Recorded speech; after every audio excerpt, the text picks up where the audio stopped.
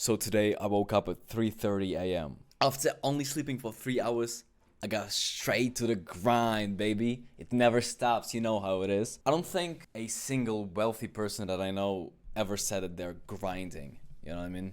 I think that just might be because they figured out the game way better than everyone else. Let me actually show you something. Imagine a short bridge made of wood, right? Wooden planks.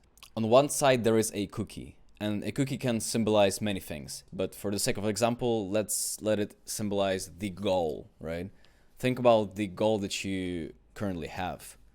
Could be a relationship, could be a business goal, could be anything really. On the other side, you stand and you're looking at the goal and you realize that in order to achieve it, in order to get what you want, is to make a couple of steps through the wooden planks and to hit your goal. Chances are, here is how you view your goals. There is the same amount of planks, they're the same size, they're the same length, but you're out here trying to get to the big cookie, big goal with all these fears. Now, what path would you choose to go through? Remember, those are the absolute same paths, right?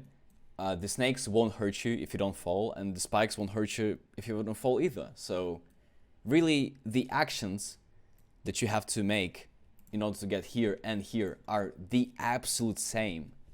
But the way you treat the situation, right, the way you treat the problem is different.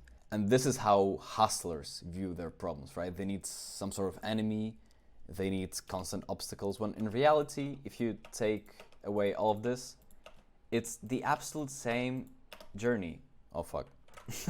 I took away the log. Oh shit. So the natural question would be, how do we become this dude, right?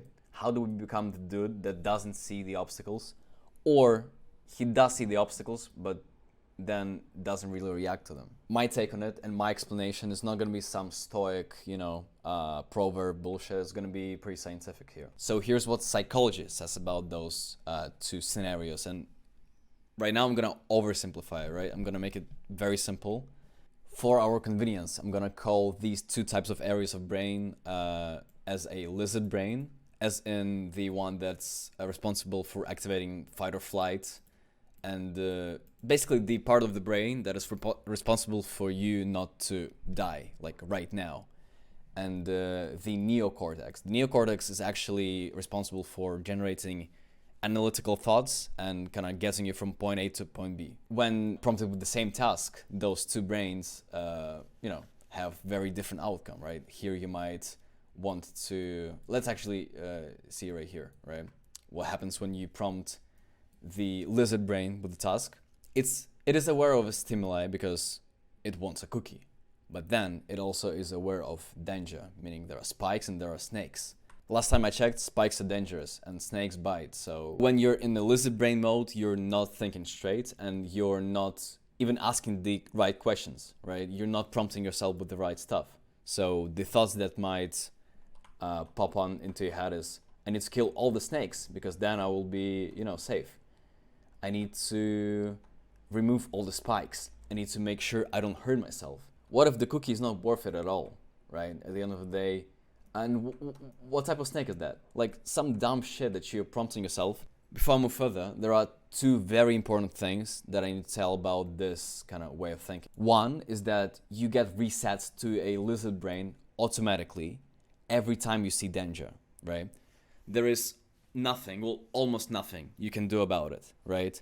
It's not that you can just forget about the snakes and about the spikes and just go about your way. It doesn't work like that. Like, it's what Sigma mindset teaches us to do, right? To just ignore everything bad and like focus on the goal. Doesn't work. It goes against human psychology and human biology for that matter. And the second thing, you can actually achieve results with this, right?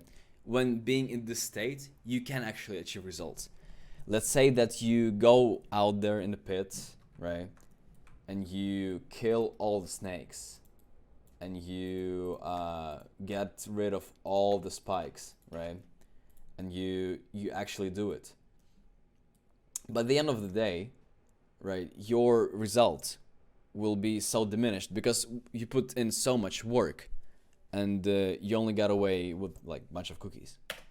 That's where I was 2 years ago and trying to grind for everything that I have, and this was exactly when I realized that this type of problem solving, this strategy, just doesn't work for me. Now, alternatively, what you can do as well is to approach the same problem with your neocortex activated. Even when we remain in the neocortex part of our brain, we will still encounter stressors, right, like snakes and spikes.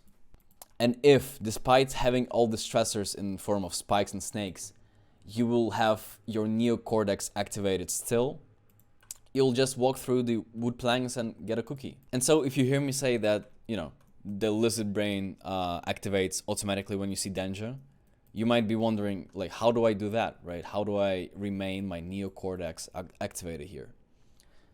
And this is exactly how. I'm gonna make a video on it. I'm not gonna talk about this today, but, you know, someday. Let me know if you're interested. And yeah, I just wanted to kind of share this